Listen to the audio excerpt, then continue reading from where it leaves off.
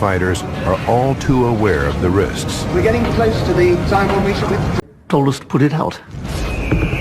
Investigators are now convinced that the King's Cross fire was started by a discarded match that ignited dirt-clogged grease. But to prevent a repeat of the disaster, they still have to solve its most fundamental mystery. What transformed the small blaze into a raging inferno in a matter of seconds? Investigators are certain that a small amount of lubricating grease wouldn't be capable of creating such a freakish phenomenon because it burns too slowly.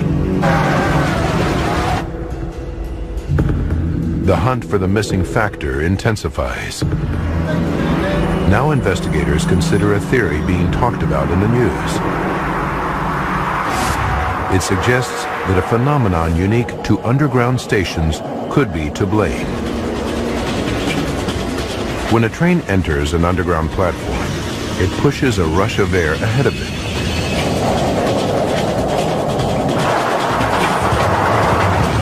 It's called the piston effect, and it helps keep the tube system ventilated.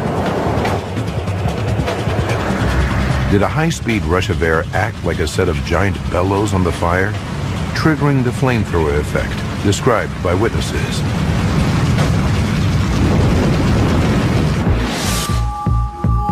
Investigators examine station logs from the day of the disaster.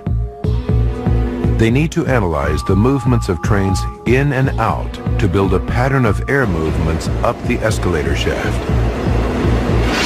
In the 10 minutes before the inferno, trains departing underground platforms would have pulled fresh air down the escalator shaft, which wouldn't have had any major effect on the fire. But they discover that at 7:42, just 3 minutes before the fire erupts, everything changes. An eastbound Piccadilly line train pulls in.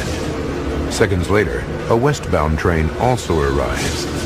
The combination of two trains arriving almost simultaneously has a dramatic impact on the airflow. It sends a huge blast of air up the escalator, the same direction the fire traveled.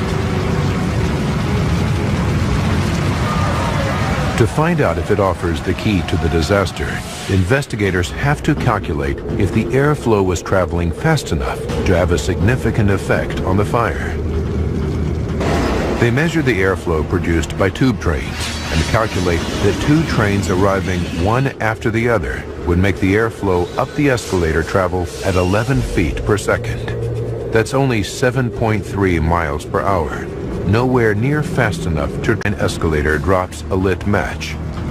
By chance, the match falls through a gap in the wooden steps and lands on the trash-clogged grease of the escalator running track.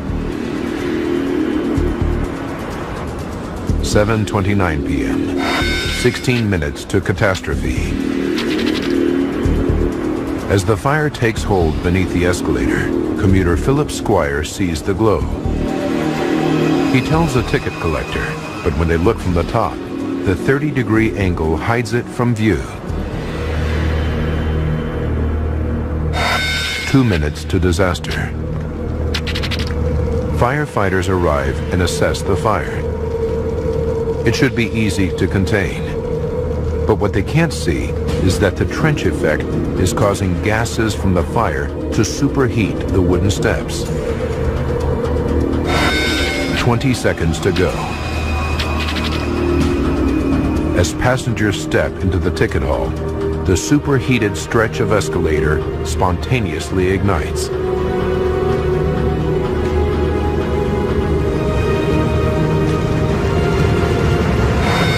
Disaster strikes.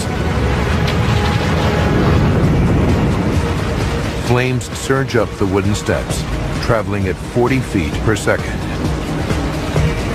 A jet of fire erupts into the ticket hall with a heat output of 25 megawatts, as much energy as a jumbo jet uses during takeoff.